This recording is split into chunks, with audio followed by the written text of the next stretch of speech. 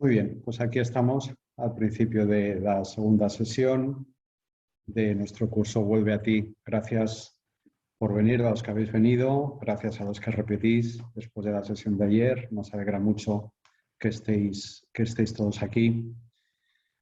Los que veis este vídeo lo vais a ver después y fuera del contexto de este curso. Bienvenidos también. Soy José María Rival, del Centro Transpersonal Reconócete.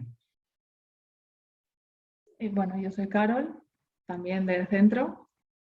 Somos mentores de maestría interior, terapeutas transpersonales, cofundadores del centro, compañeros de vida y compañeros de proyecto profesional y medio compañeros de contrato de alma. Bien, bien, vamos a continuar por donde lo dejamos ayer. Vamos a empezar hoy, primero sin las diapositivas durante unos minutos, después volveremos a la presentación con las diapositivas para que también podáis ahora o cuando volváis a ver la grabación tomar notas si queréis o lo que sea, ¿no? Bien, ayer llegamos hasta el tema clave de la sanación de nuestra infancia. Hablamos del niño interior, del concepto del niño interior con el que nosotros trabajamos siempre y en el que nos basamos en muchas de las cosas que hacemos porque pensamos que es algo a lo que siempre acabamos llegando al niño interior. Hablamos un poco de nuestro mundo emocional y hoy vamos a conectar eso con el tema dentro del tema de la sanación de las heridas de la infancia, con el tema de llegar a convertirnos en cada uno de nosotros, en un buen padre y una buena madre, las dos cosas internos, para nuestro propio niño interior, para nuestra propia niña interior, ¿no? Y vamos a ver eso también relacionado con un tema del que es inseparable, que es el tema del desarrollo, el tema del desarrollo y el equilibrio de las energías masculina y femenina dentro de cada uno de nosotros. Bien, vamos a hablar de la cuestión de llegar a ser nuestro propio padre y madre y del equilibrio de las dos energías, pero vamos a empezar a enfocarlo a través de qué pasa con el padre y la madre. Que tenemos el padre y la madre que elegimos antes de encarnar. Y en vez de hacer una especie de explicación teórica sobre eso, luego hablaremos un poquito más sobre cuestiones más teóricas, más conceptuales, desarrollaremos un poquito más. Pero vamos a empezar por enfocarlo desde un punto de vista vivencial. Y a partir de el material que, en mi caso, que soy el que está hablando ahora, y que le toca esta parte de la presentación, el material que mejor conozco, que es mi propia historia. Y que, como decía, creo que era Felipe el otro día, para quienes nos dedicamos a hacer este tipo de trabajo, de acompañar a otras personas, en nuestro caso concreto, acompañar a otras personas en el proceso de conectar, desarrollar, despertar a su maestro interior y empezar a vivir su vida dejándose guiar por su propio maestro interior. Nuestras propias trayectorias personales son clave, no solo por lo que hayamos vivido, sino por lo que hayamos hecho con lo que hemos vivido, con todo lo que hemos procesado de cualquier manera, de todas las maneras posibles. Ahí entra también eso que se llama la formación, pero eso de verdad es secundario. Es secundario, acaba siendo un apoyo, un buen acompañamiento que nos ayuda a apuntalar algunas cosas, pero la base de verdad del trabajo que hacemos personas como nosotros y desde luego del trabajo que hacemos nosotros dos, solo podemos hablar por nosotros dos, es lo experimentado, lo vivido y lo hecho con lo experimentado y con lo vivido. Porque después eso va a ser clave a la hora de que personas a las que nos ofrecemos encuentren resonancia en aquello que les ofrecemos. Y la resonancia está precisamente en la resonancia de las historias, de las vivencias y de lo que cada uno ha hecho. Además, llegó un momento en que nos dimos cuenta de que teníamos que vencer nuestras resistencias a hablar de nuestras propias historias, que a los dos nos ha costado bastante, porque a partir de un cierto momento nos dimos cuenta de que del efecto que producía por resonancia y de que, bueno, tenemos la posibilidad de ponerle voz a una serie de cosas que están también dentro de otras personas y a lo mejor el hecho de que nosotros pongamos voz les ayuda. Bien, dicho esto, ¿qué pasa con el padre? ¿Qué pasa con la madre cuando somos niños, cuando estamos en la infancia? ¿Qué pasa con eso desde el punto de vista del tema de este curso de Vuelve a ti? Empecemos por el padre. Lo que voy a decir ahora, lo primero, lo sé ahora. Cuando era niño, evidentemente, no, nadie. Nadie sabe de niño conscientemente qué es lo que espera del padre y de la madre, pero inconscientemente sí. Inconscientemente sí. Entonces, inconscientemente el niño que yo era, ¿qué esperaba del padre que yo tuve? Tal como lo veo ahora, ¿no? Desde la conciencia que tengo ahora. Pues esperaba protección, esperaba que tuviera interés por mí, que mostrara interés por mí, por mis cosas, especialmente por mis cosas en lo que tenía que ver con mi hacer. Esto es importante, ¿no? Porque está el hacer por una parte y el ser por otra. Lo que tenía que ver con mi hacer, esperaba complicidad, esperaba que hiciéramos cosas juntos, que alimentaran el vínculo, entre otras cosas, ¿no? Pero esas son muy claras. Las puedo verbalizar así ahora, ¿no? En el momento en el que estoy. Cuando era niño no las podría verbalizar, ningún niño lo puede verbalizar, pero eso está ahí. Eso, lo importante es lo que está en el nivel no consciente, eso está ahí. ¿Qué es lo que encontré? Sí encontré eso hasta cierto punto. Y encontré otras cosas que me llevé conmigo y que siguen estando conmigo. Encontré una persona que contribuyó a que hubiera estabilidad en la familia. Encontré un hombre que estaba presente en casa. Encontré a un marido que trabajaba en equipo con su esposa.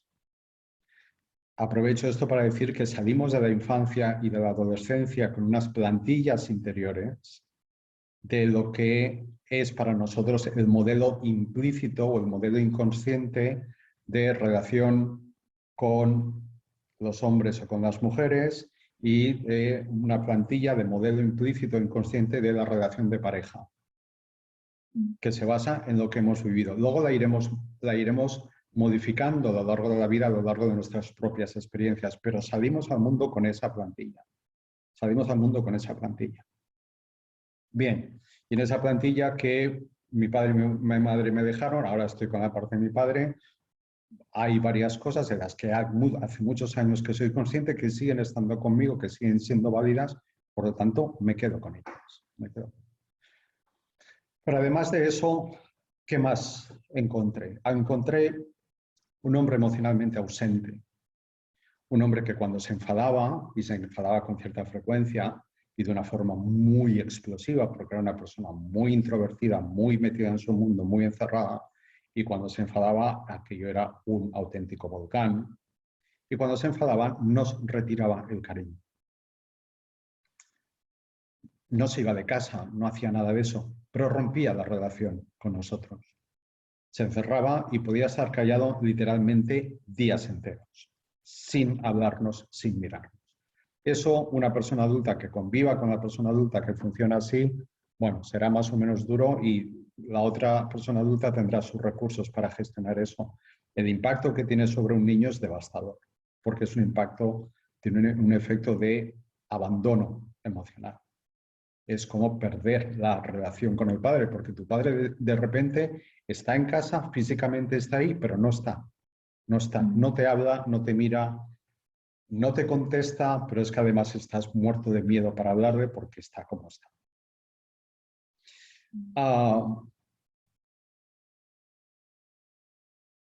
Recibí una casi absoluta falta de guía. Sobre todo una falta de guía sobre la vida y falta de guía sobre cómo relacionarme con el mundo. En principio eso arquetípicamente es un atributo de la energía masculina, que en principio está encarnada no predominantemente por el hombre, por el padre, aunque estén los dos. El contacto con el mundo, la salida al mundo, todo lo que tiene que ver el proyectarse hacia afuera, tiene que ver en principio con la energía masculina, y el ir hacia adentro es la energía femenina, fundamentalmente. Yo no tuve eso, no tuve eso. Entonces eso me creó esta mezcla de cosas, el abandono emocional, el silencio, la falta de comunicación, la falta de guía, el absoluto desinterés por mis cosas. Mi padre nunca entendió lo que yo hacía, nunca entendió lo que yo estudiaba, nunca entendió los cursos que yo hacía. Había momentos en que le preguntaba a mi madre, ¿y dónde estudia él? ¿Dónde? Es decir, era una desconexión absoluta, ¿no? Todo eso contribuyó a que yo saliera de la infancia, que yo viviera mi infancia y saliera de ella y de mi adolescencia, siendo una persona tremendamente insegura. Quiero decir, no os lo podéis ni imaginar. No os lo podéis ni imaginar. Hasta el punto de ir a una tienda para pedir algo, porque en casa me dicen ve a comprar no sé qué, entrar en la tienda y ser incapaz de abrir la boca e irme de la tienda sin poder hablar. Ya no por timidez, que también lo tenía, sino por absoluta inseguridad. Tenía un pánico social tremendo, una tremenda ansiedad social, ¿no?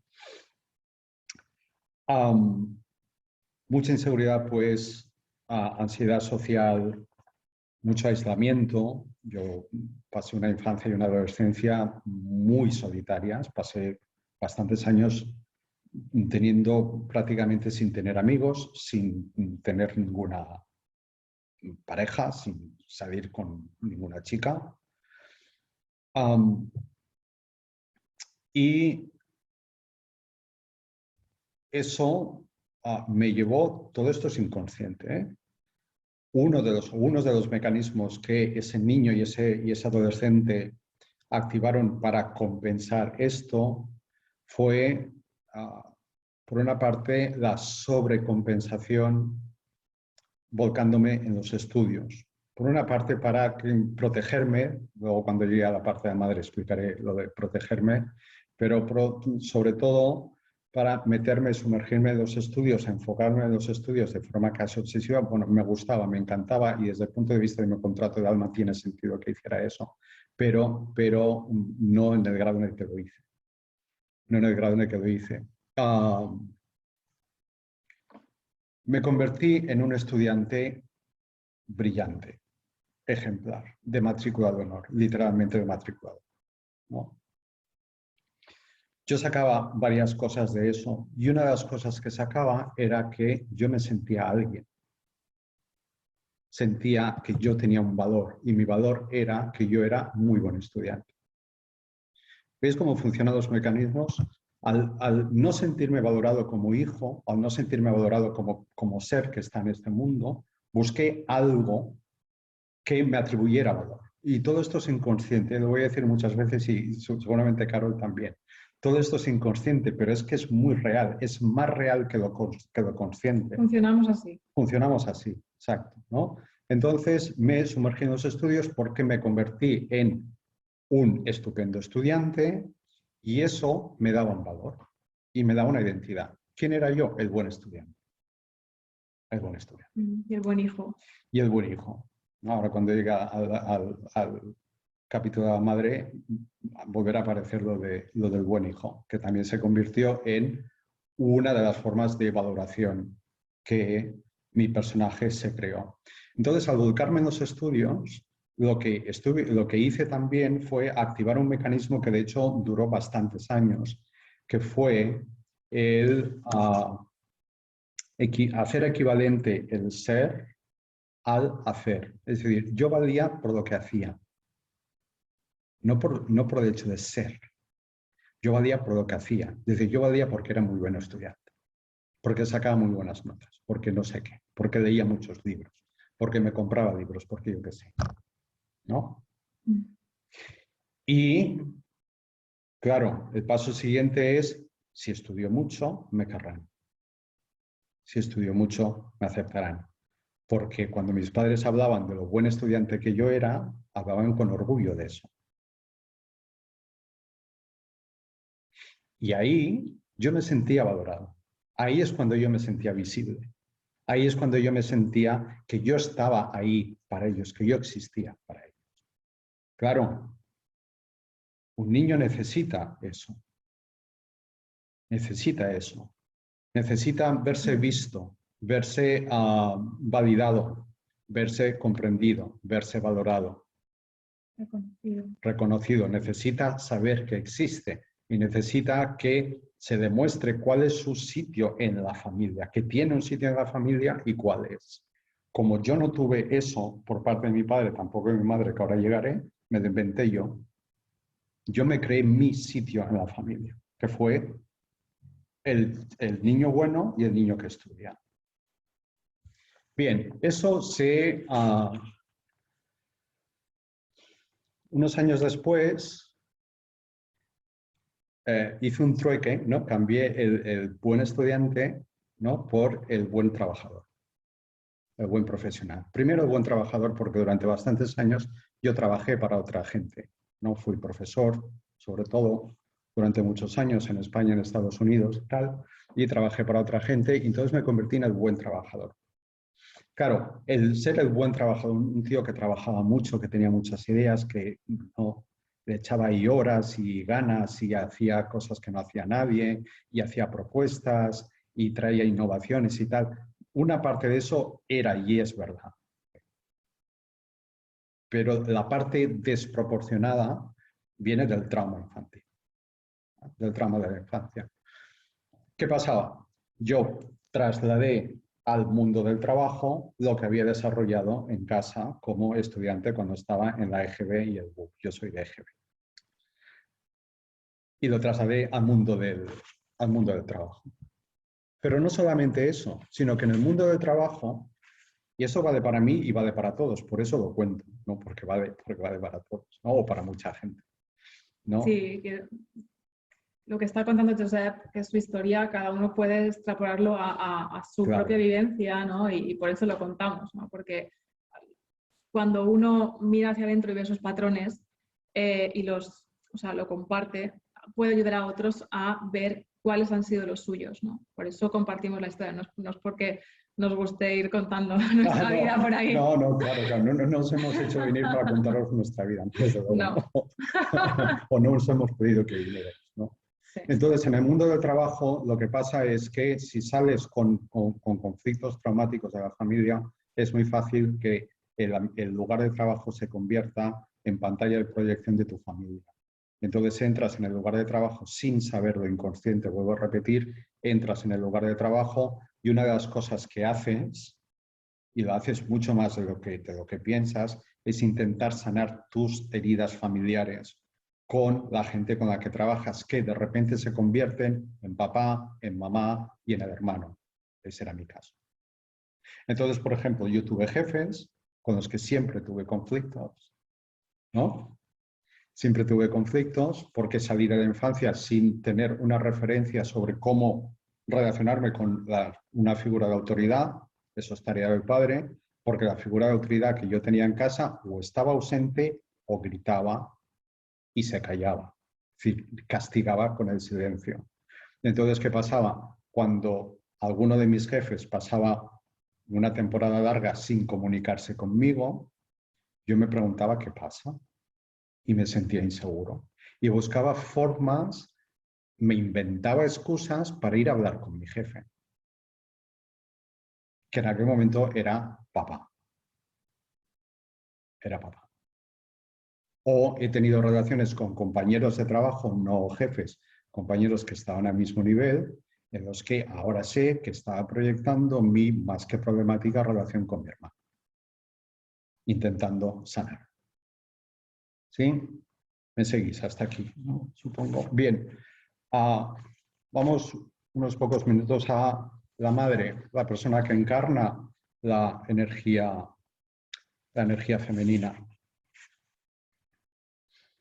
¿Qué esperaba como niño de la madre? ¿Qué espera un niño arquetípicamente de la madre? Entre otras cosas, espera amor sin condiciones, especialmente de la madre.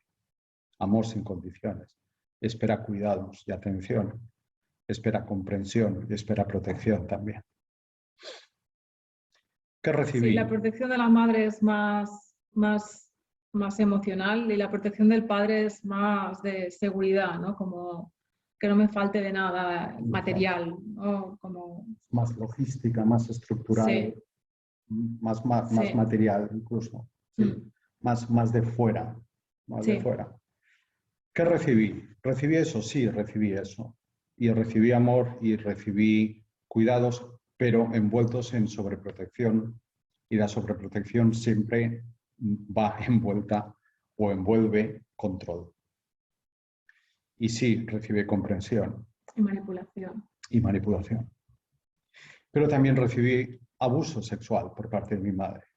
Abuso de asalto a mi cuerpo, con todo lo que eso implica de destrucción de los límites de la persona, ¿no? Que es una tarea que luego uno pues, se pasa una buena parte de su vida aprendiendo a reconstruir los límites que las personas que se los tenían que enseñar no solo no se los enseñaron, sino que se los rompieron, se los destruyeron, ¿no?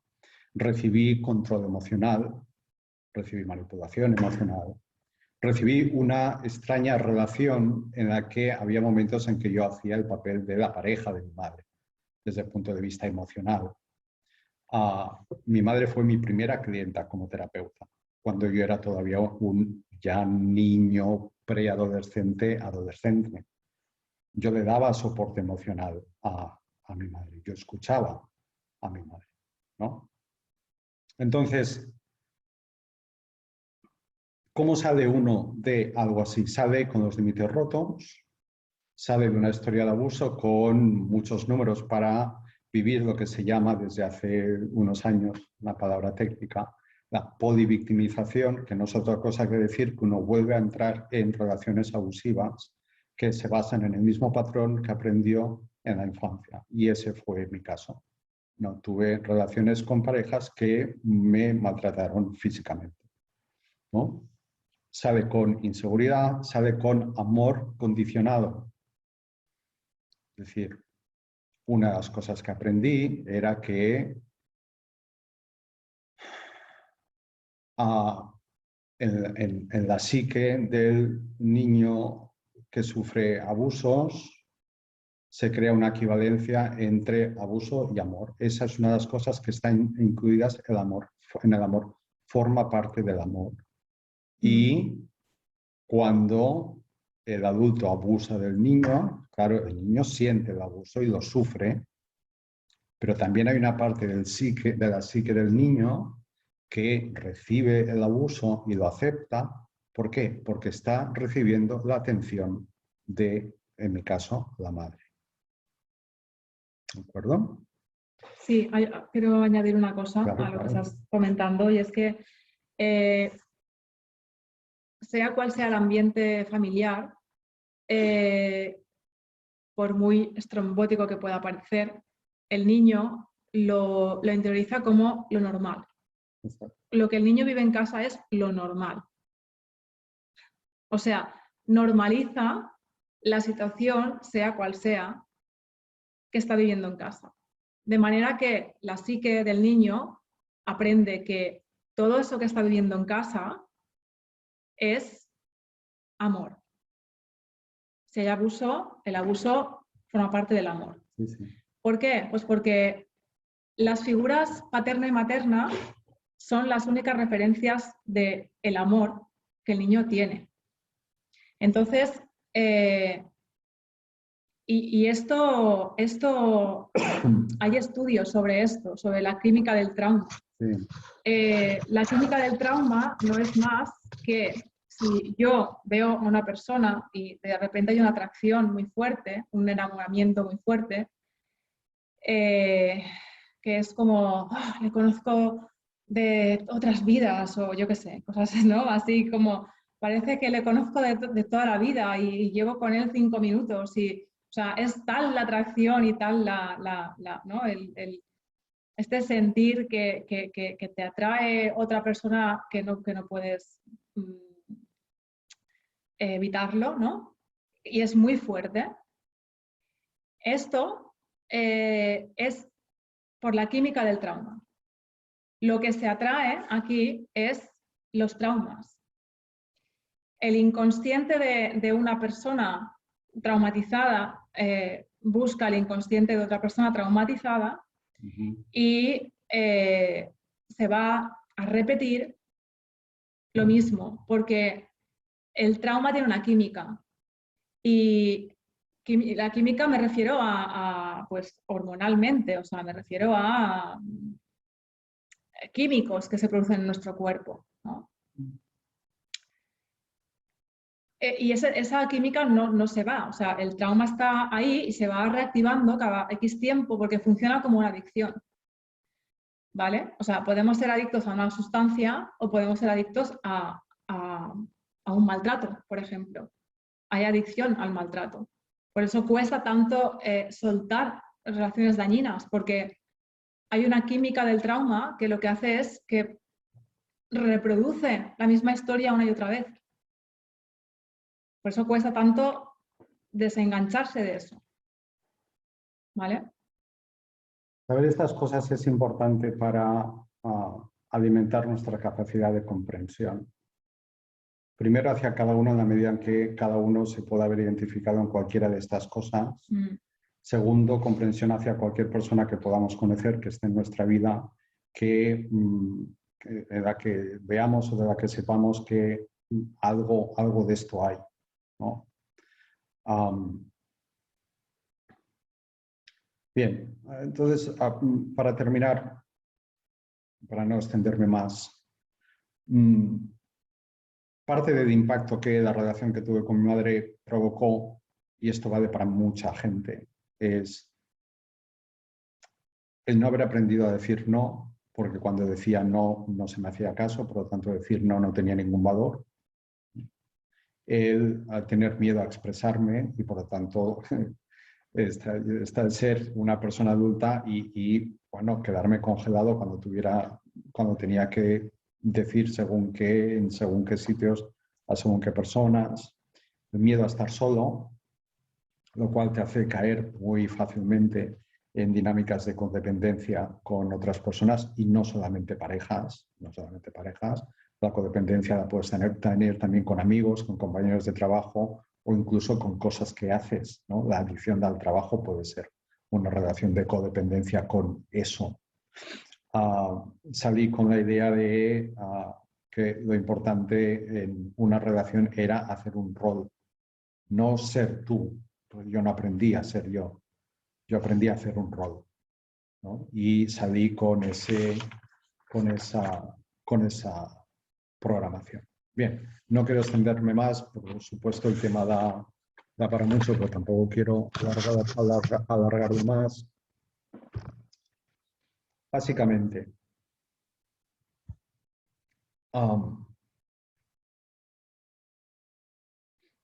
lo que vivimos en la infancia y la adolescencia se queda grabado en nosotros más allá de los recuerdos que tenemos. Mucho más allá de los recuerdos que tenemos. Vivimos mucho más de lo que recordamos. Y eso que nuestra mente nos recuerda, nuestra psique sí lo recuerda, nuestro subconsciente sí lo recuerda y nuestro cuerpo lo recuerda. Está todo grabado en el subconsciente y está todo grabado en el cuerpo. Y todo eso que está grabado en el subconsciente y en el cuerpo, todo lo que sea traumático, todo eso se traduce en heridas que uno lleva consigo, que uno arrastra y que se van a ir expresando, se van a ir manifestando porque las heridas, las heridas buscan sanación, las heridas buscan atención para que las sanemos. ¿Sí? el vehículo de acceso para reconectar con nuestras heridas y poder sanarlas, uno de los vehículos es nuestra relación con nuestro niño interior. Niño interior como arquetipo. Ayer Caro explicó muy bien nuestro concepto de niño interior. Y solo quiero añadir una cosa. Puesto que todo eso está grabado en el subconsciente, es importante saber o recordar, si ya lo sabemos, que el subconsciente no distingue cronologías, ni distingue tampoco entre lo vivido físicamente realmente y, por ejemplo, lo visualizado. Para su consciente todo tiene el mismo valor. Es decir, si en una visualización o en una meditación guiada uno conecta con su niño interior, con su niña interior, y ahí se produce un avance, ahí se produce una sanación de algo. Eso es real y esa sanación es real. Es real. Es tan real como el trauma que está grabado dentro de esa misma persona desde los 3 años o los 4 o los 6 meses o los 10 años. Igual de real. Por eso es tan importante que utilicemos todos los recursos que podamos utilizar que resuenen con nosotros para trabajar con nuestro mundo interior y sobre todo con eso que llamamos nuestro niño interior. Porque al final resulta que todo empieza ahí. Todo empieza ahí. Y igual que el trauma va de dentro hacia afuera, ¿no? Como en algunos ejemplos que os acabo de explicar, la sanación también. Lo que sane dentro se va a manifestar también fuera de mí, porque lo voy a manifestar, porque lo voy a expresar y porque voy a atraer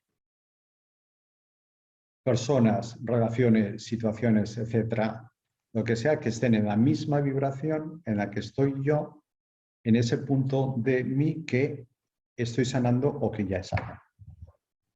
Como explicaba ayer con el ejemplo de la utilización. ¿Sí? Bien. ¿Quieres las diapositivas? Sí. Bien, vamos a pasar a compartir pantalla. Sí, y porque vamos así seguimos un poco el hilo y Sí. no nos perdemos, no nos dejamos ningún punto por tocar. Bueno, ayer nos quedamos con lo de ser un buen padre y madre para nosotros mismos y esto estaba completamente relacionado con todo lo que ha explicado Josep, por eso lo hemos decidido compartirlo, ¿no? No hemos explicado aquí la vida porque sí. Y es que, bueno, lo de ser un buen padre y una buena madre para nosotros mismos está muy relacionado con el tema de qué tipo de padre, qué tipo de madre hemos tenido. Eso es un buen ejercicio para hacer si alguien no lo ha hecho ya. Y si lo ha hecho, pues tampoco viene mal volver a hacerlo, porque la verdad es que cada vez que hacemos este tipo de ejercicios de introspección vemos cosas nuevas. Entonces, el tipo de padre y madre que somos para nosotros mismos está influenciado totalmente, está totalmente condicionado con el tipo de padres que tuvimos, ¿vale? Porque nosotros hemos interiorizado ese modelo de papá y de mamá y así es como nosotros somos con nuestros propios niños internos. Entonces, un buen ejercicio para hacer es, pues eso, ¿qué tipo de padre he tenido? ¿Qué tipo de madre? ¿Qué tipo de padre he tenido y cuál sería el que me hubiera gustado tener? ¿Cuál era el que mi niño esperaba? Porque todo eso que mi niño esperaba pero no tuvo, continúa estando ahí sin resolver. Son las carencias de las que hablábamos ayer, ¿vale? Y inconscientemente lo estoy buscando fuera de mí, ¿vale? Entonces, esto es un buen ejercicio para hacer. Para tomar conciencia, ¿no? Todo esto que ha explicado Josep es a partir de unos cuantos años de introspección y de mirar hacia adentro a ver qué es lo que hay ahí y qué es lo que me hace moverme de esta manera en el mundo.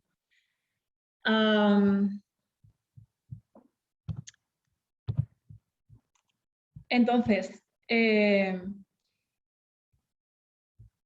ser un buen padre y una buena madre para nosotros mismos es una tarea de toda la vida. ¿Para qué nos vamos a engañar?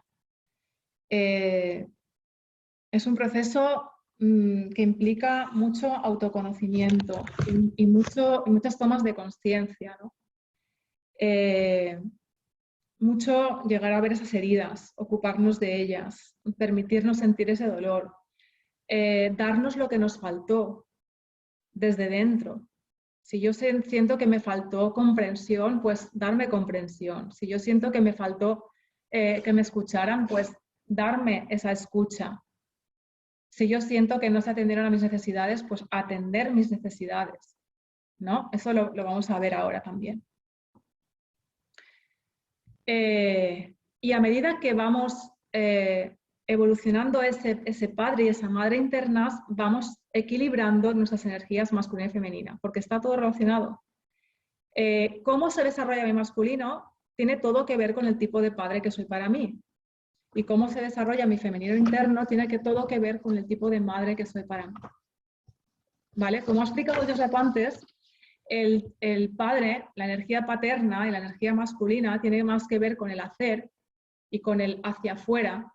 Pues, por ejemplo, la voluntad, la disciplina, conseguir metas, conseguir llegar a cumplir mis sueños, ¿no? En la proyección en el trabajo, en la vida social, todo eso es energía masculina.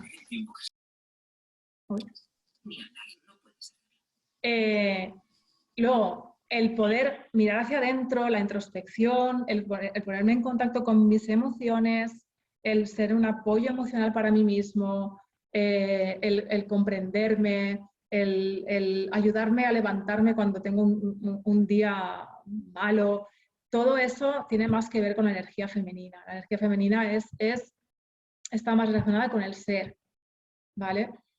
Entonces, echar una mirada a ver cómo están esas energías en mi interior, cómo se relacionan también mi masculino y mi femenino. ¿Sí? Bueno, pues esto da para muchísimo. Aquí no tenemos tiempo de hablarlo con mayor profundidad, pero bueno, es una pincelada, ¿no? Todo eso tiene que ver con nuestro niño interior, nuestro padre y nuestra madre. O sea, estas tres energías, estas tres figuras, estos tres arquetipos y su relación entre los tres dentro de nosotros es fundamental para tener una buena relación con nosotros mismos y para cultivar ese amor hacia nosotros mismos. En cuanto mayor sea el equilibrio entre estas tres energías y mejor se relacionen entre sí, mejor es mi relación conmigo mismo, conmigo misma. ¿Vale? Bueno. Junto con esto, relacionado con esto, está el tema de atender a nuestras propias necesidades. ¿Vale? Suele ocurrir que, bueno, como ya explicamos ayer, desde pequeñitos, lo que nos ocurre es que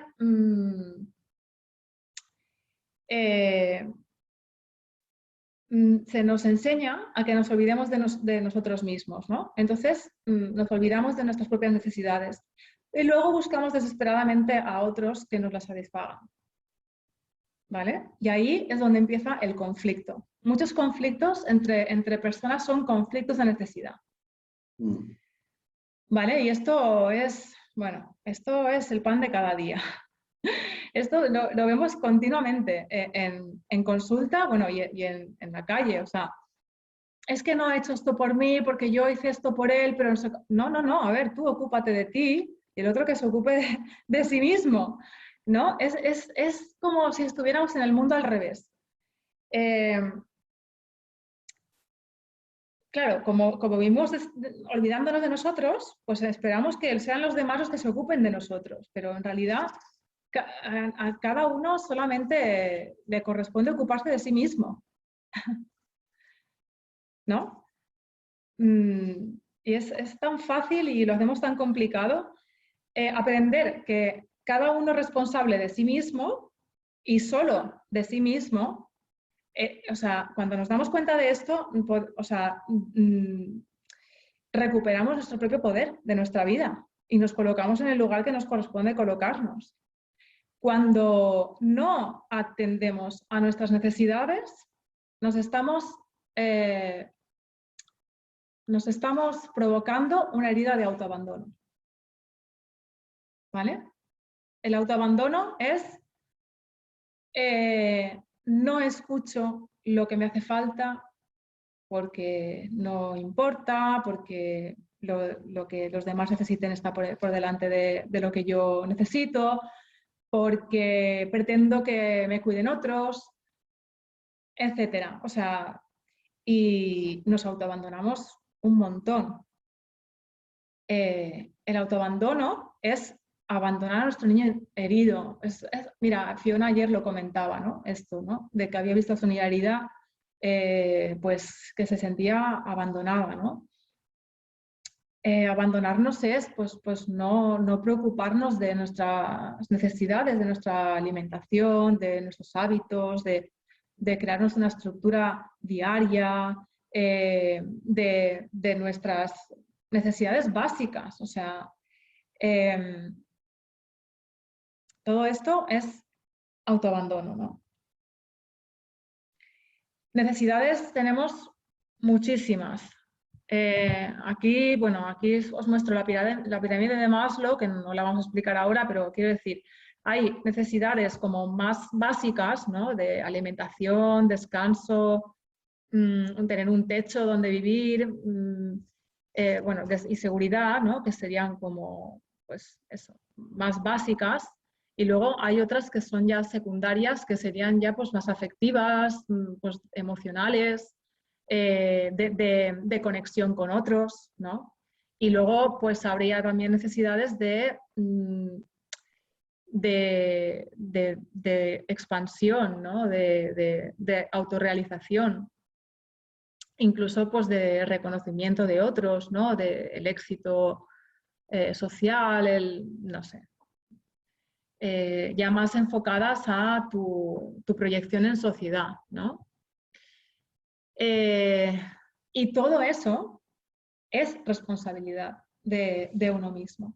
O sea, atender a todas esas necesidades es responsabilidad de uno mismo. Y esto está relacionado completamente con el siguiente punto, que es atender a nuestras responsabilidades, asumir nuestra responsabilidad. A mí me hace muchísima gracia cuando escuchas, mujer, empodérate, no sé cuántos, tal. El término empoderamiento está súper mal, o sea, mal interpretado. Está muy mal interpretado. Empoderarse es tomar la responsabilidad de tu vida. ¿Por qué nos cuesta tanto empoderarnos? Porque no queremos asumir la responsabilidad de nuestra vida. No queremos. Hay una parte de nosotros que está enganchada a ser niños. ¿Sí? Somos una sociedad infantil. Infantilizada, en general. ¿Vale? No digo todo el mundo, pero en general estamos todavía en una etapa muy infantil. Realmente, si somos honestos y somos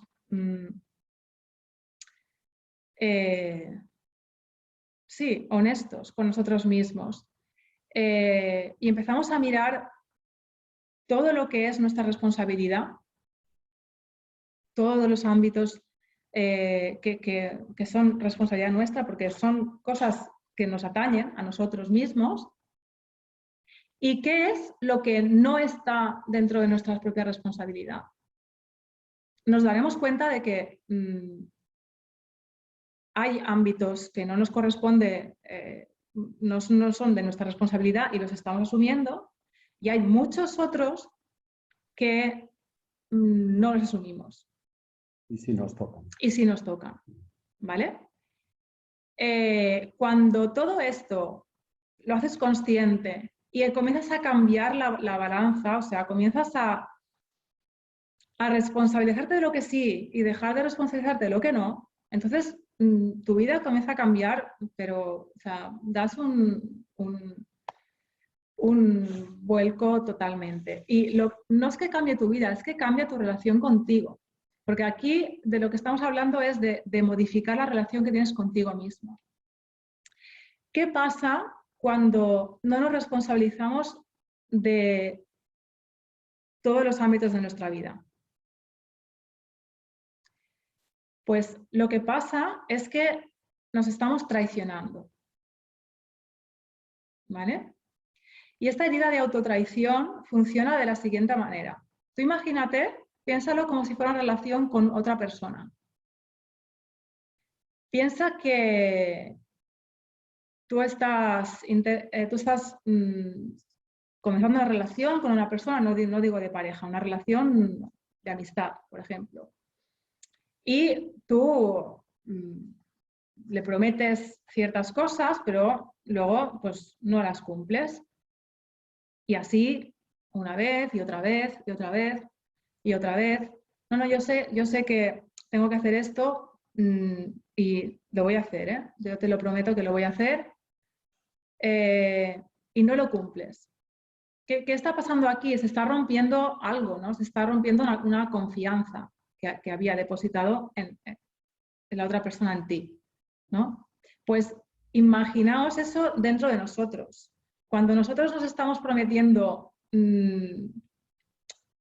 ciertas cosas y sabemos que hemos de hacerlas y tomar responsabilidad de eso, pero no lo cumplimos al final, lo que sucede es que nuestra confianza interior se va deteriorando. Entonces decimos, no, es que es porque tengo poca autoestima. ¿No? Pero claro, tienes poca autoestima, ¿por qué? Porque te estás traicionando a ti mismo. ¿Sí? En la medida en que recuperamos nuestro poder, que poder es sinónimo de responsabilidad, vamos sanando esa herida de traición y vamos recuperando nuestra confianza en nosotros mismos. La confianza no es algo que nos venga así caído del cielo y de repente me levanto un día y digo, ya tengo confianza en mí mismo. No, la confianza se va construyendo día a día con las pequeñas acciones que haces por ti mismo. Porque lo que estás grabando en tu inconsciente es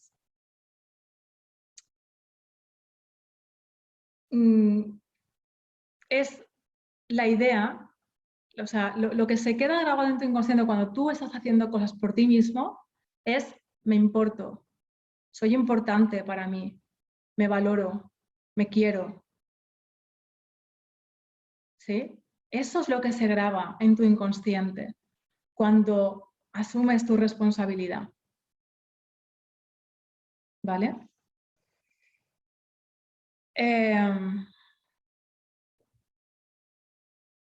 ¿Qué más?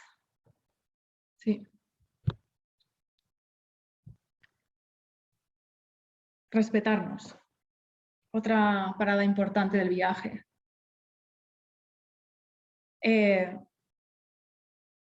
Una buena pregunta es ¿qué implica para ti respetarte a ti mismo? ¿No? El respeto, pues abarca muchas cosas, ¿no? Abarca todos los ámbitos de nuestro ser, ¿vale? Abarca tanto nuestro cuerpo físico como nuestro ser más espiritual, nuestra alma o como cada cual quiera llamarlo. A veces pensamos que, por ejemplo, en cuanto al cuerpo físico, pensamos, no, yo me quiero, me trato muy bien porque vaya al gimnasio y hago dieta y tal y cual, ¿no? Y a veces ahí hay que mirar un poco más profundo, porque ¿desde dónde estás yendo al gimnasio? ¿Desde el propio rechazo a tu cuerpo? ¿Desde la no aceptación de tu cuerpo? ¿Desde el querer cambiar tu cuerpo? ¿O desde dónde estás haciendo una dieta? ¿Desde la no aceptación de tu cuerpo? ¿O desde otro punto interior en el cual conscientemente me alimento adecuadamente, porque lo que hago es nutrir mi cuerpo. ¿Sí? Al final es ver desde dónde estamos actuando en cada momento, ¿no? Muchas veces estos hábitos saludables, hacer deporte y alimentarnos bien, hacer dieta y tal, se toman desde un propio autorrechazo de la propia imagen. Sí. Así que a veces nada es lo que parece. Y luego, en cuanto al ámbito del ser o el ámbito del alma, pues bueno, esto abarca tantas cosas, ¿no? Pero sobre todo hay un tema que es crucial y es, creo que está en la siguiente diapositiva, no lo sé. No. Esto. Luego volveremos atrás, ¿vale? Es el tema del juez interior. ¿Qué diálogo tienes contigo mismo? ¿Cuál es tu diálogo interno? ¿Vale? Porque esto es fundamental a la hora de transformar tu relación contigo. El juez interior es un personaje interno que es crítico, juzga, bueno, te juzga a ti mismo y juzga a todo Dios. O sea, condena tu forma de comportarte, de ser, no perdona. Y la mayoría de las veces creemos que esa es nuestra propia voz interna. Eso es jodido. A veces podemos pasarnos la vida entera pensando que esa es nuestra voz interior, creyéndonos esa voz. Pero cuando nos damos cuenta de que no, alguien decía, eso es el terrorista interior, no me acuerdo quién, pero es un terrorista, es verdad, o sea, no es nuestra voz interior. El juez interior está formado por todas aquellas voces que nos criticaron, que se metieron con nosotros, que querían modificarnos de alguna manera, ¿no? Y todo eso lo asumimos como verdad y lo interiorizamos. Y a partir de ahí, pues ya no nos tenía que venir nadie a decirnos, no lo estás haciendo bien, ya nos lo decimos nosotros a nosotros mismos, ¿no? Es como que ya está, son voces introyectadas, ¿vale? Y son voces que alimentan la herida del niño interior, ¿vale? Es muy útil para empezar a desactivar el juez interior, es muy útil hacer la distinción entre el que esta voz esté en mí y que esta voz sea mía. Son dos cosas diferentes. Pensamos que es nuestra porque está en nosotros, pero lo que pasa es que a pesar de que está en nosotros, no es nuestra. Es adquirida, pero no es nuestra. Empezar a trabajar en esa distinción es una manera de empezar a desactivar el efecto de esta voz interna crítica. Sí, y es una voz que no nos deja avanzar. No nos deja avanzar. Porque desde el autojuicio no hay evolución posible. ¿Sí?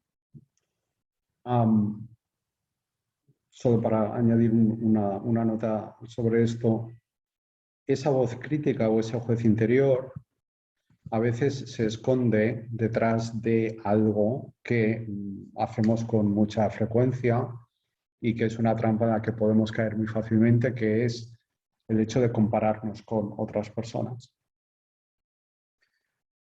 Muchas veces nos comparamos, hacemos comparaciones entre nosotros y otras personas y el resultado de esas comparaciones es la reafirmación de una creencia sobre nosotros mismos que ya teníamos antes de hacer la comparación. Lo que hacemos es escoger una comparación que confirme que, por ejemplo, soy un desastre, por ejemplo, o que confirme que nunca me saldrá ninguna redacción bien. O que confirme que no puedo aguantar en un trabajo 3 años o más de 3 años sin que me echen, ¿no? Entonces, tenemos una serie de creencias sobre nosotros que vienen de esa voz crítica, de ese juez interior, y a veces ese juez interior lo que hace es que se esconde detrás de esas comparaciones que hacemos con otras personas a las que se supone que les va mejor, para que lleguemos a la conclusión de que efectivamente somos un desastre o no podemos aguantar una relación o no somos incapaces de retener un trabajo más de 3 años. Claro, las creencias funcionan así. O sea, lo que yo creo limita mi visión, de manera que yo solamente voy a ver lo que creo. De manera que, como solamente voy a ver lo que creo, lo que veo me confirma lo que creo. Exacto, ¿No? exacto, O exacto. sea, Parece un juego de palabras, pero es así. pero funcionamos así. Entonces,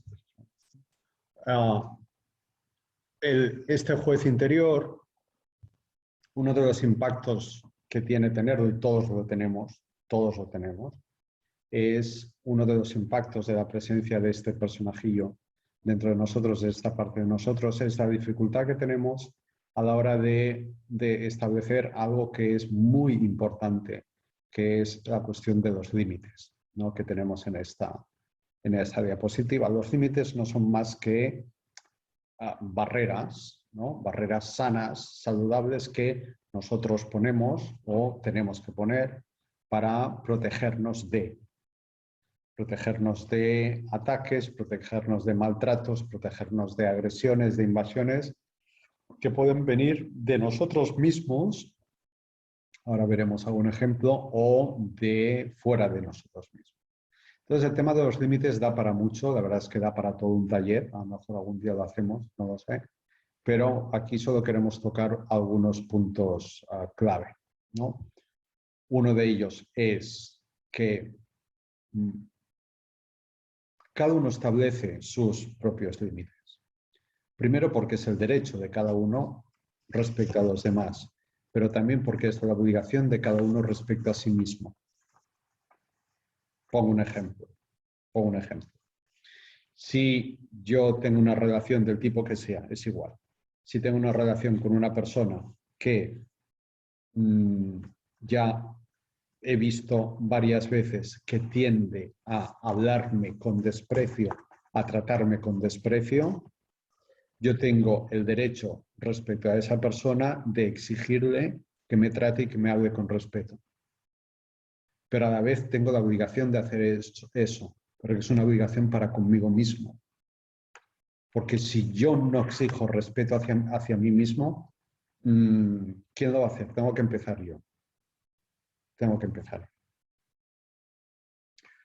Una vez he establecido mis límites, y paso al segundo punto, tengo derecho a respetarlos yo mismo, es decir, mantenerlos, y tengo derecho a que otros los respeten.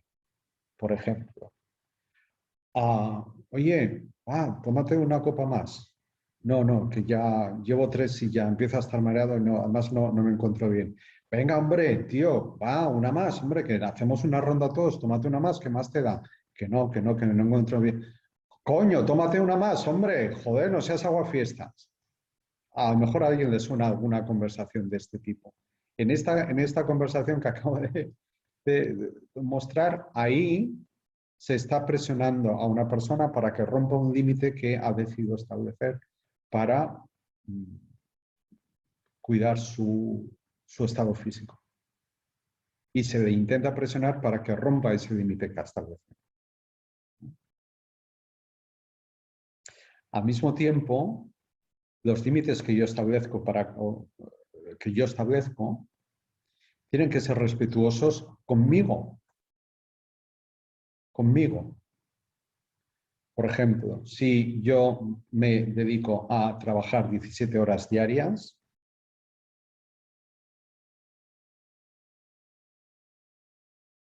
es un autoabuso. Es un autoabuso, es una autoexplotación. Y tengo que poner unos límites para protegerme a mí mismo de mí mismo. Sí, sí. Esto es, claro, los límites externos en realidad son un reflejo de los Claro, límites internos, claro, ¿no? Porque todo lo de afuera es un reflejo de lo de dentro. Entonces, claro. si tú sientes que tus límites externos no se respetan, es porque tus límites internos tampoco los estás tú respetando. Claro. Pero al final va todo relacionado. Si yo tengo una adicción al tabaco y me fumo 20 cigarrillos al día, no estoy, no tengo límites, no tengo autolímites. Ujú. Sí, Tengo los autolímites muy, muy mal.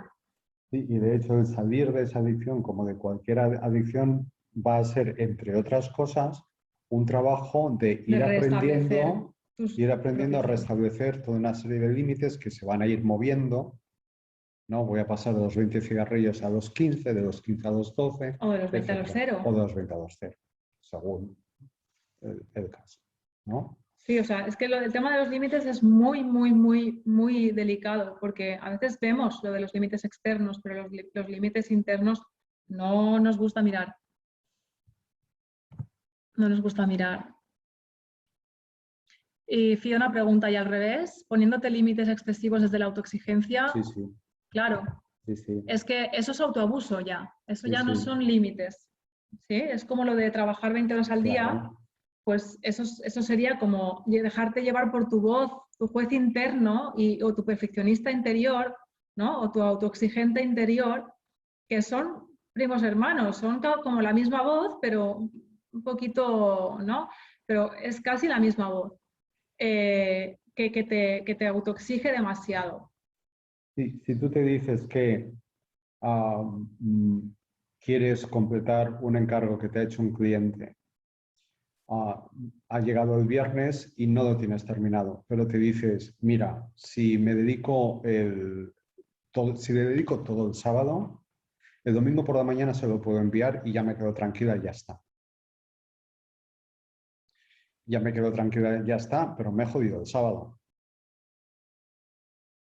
Entonces, el límite a la autoexigencia ahí sería, pues no, llega el viernes y no he terminado, yo tengo establecido que yo los fines de semana no trabajo, no quiero trabajar, pues llega el viernes y sintiéndolo mucho, lo terminaré el lunes y mi cliente en vez de recibirlo el domingo por la mañana, pues lo recibirá el martes por la mañana. Y se acabó. Y se acabó. Y un último punto. Debemos la gestión de los límites también incluye nuestra actitud hacia los límites de otros. El respetar los límites que otros establezcan, pero también el exigir respeto a los límites que otros establezcan o que otros necesiten que sean respetados, ¿no? Voy a poner un ejemplo extremo para que sea más visual, más gráfico y avanzamos. ¿Qué se supone que debemos hacer si vemos en la calle a una persona pegándole a un niño?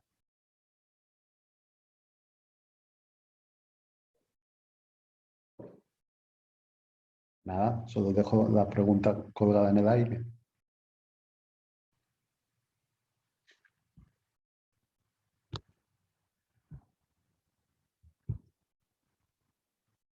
Bueno, aquí, el tema del autoconocimiento, de la autoconsciencia. Esto está detrás de todo lo que estamos hablando. En realidad es como el telón de fondo, ¿vale? De todo esto. Pero bueno, he querido poner una diapositiva concreta sobre esto.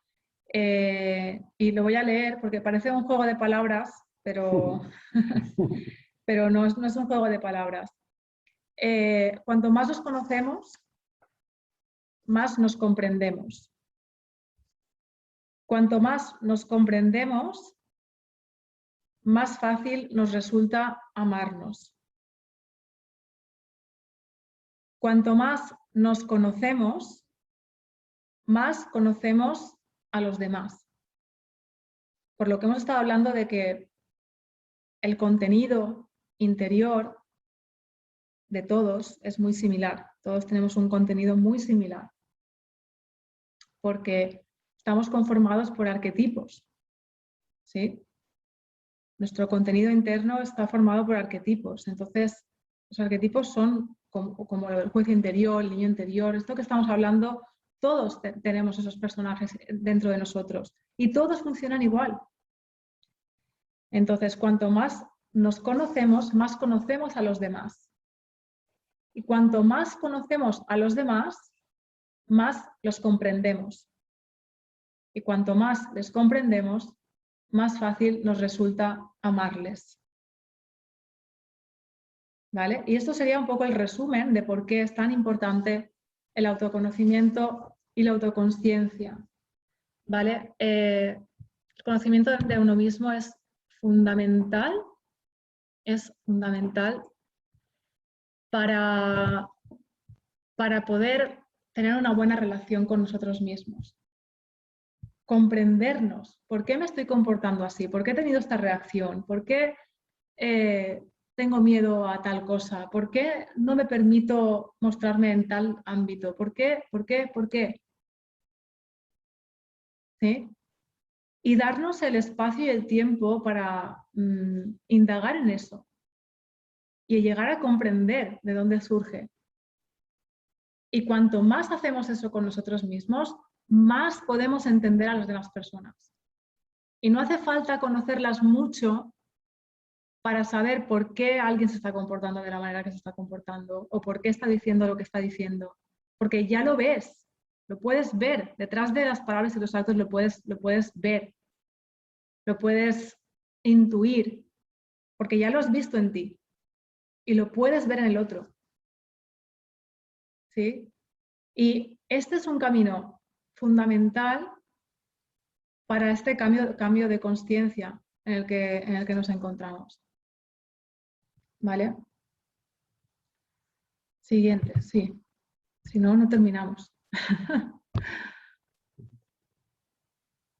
Vale. Los patrones. Los patrones, bueno, todo el rato hemos estado hablando de patrones, ¿no? Patrones mentales, patrones, las creencias son patrones mentales, los hábitos son patrones conductuales, todo al final son patrones que tenemos ahí repetitivos, algunos pues son aprendidos, otros son heredados, otros son desarrollados como fórmula para sobrevivir a alguna situación. Otros son mecanismos de adicción, compensación, evitación, bueno, todos son patrones. ¿Vale? El tema es tomar conciencia de esos patrones, ¿no? ¿Qué patrones me conforman? Y ver cuáles nos ayudan a crecer y cuáles ya no nos sirven, ¿no? Por ejemplo, algunos de los patrones que son muy comunes son, por ejemplo, la queja. Vivimos quejándonos. Quejarse es un hábito, es una adicción. Es un patrón que no nos resulta constructivo. O, por ejemplo, el sentirnos insuficientes. O, por ejemplo, el miedo al cambio. O, por ejemplo, los pensamientos autodestructivos. O, por ejemplo, tener la mente siempre en el pasado o en el futuro. Esas son formas de funcionar, ¿no? Las creencias limitantes sobre uno mismo, sobre la vida, sobre otras personas, todo eso son patrones mentales. Trabajar con eso para mejorar nuestra relación con nosotros mismos, pues también se ha de hacer, es algo que se ha de ir haciendo.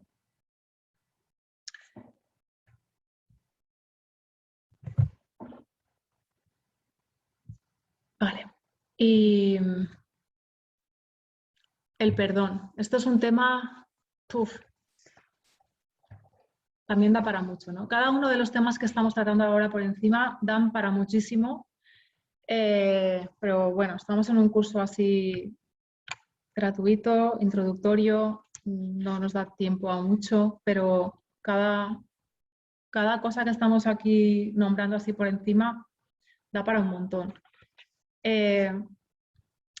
Cuando nos damos cuenta, cuando llegamos a un punto de conciencia en el que nos damos cuenta de que siempre estamos haciéndolo lo mejor que podemos, con los recursos de los que disponemos, con el conocimiento que tenemos, con el nivel de conciencia, porque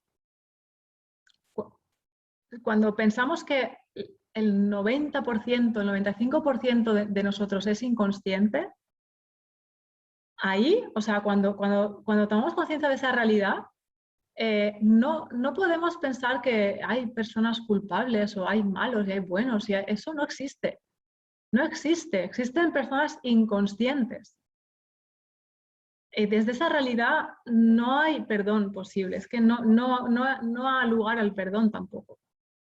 Porque te das cuenta, cuando tú puedes ver tu inocencia, puedes ver la inocencia en el otro. O sea, ya no hay lugar al perdón.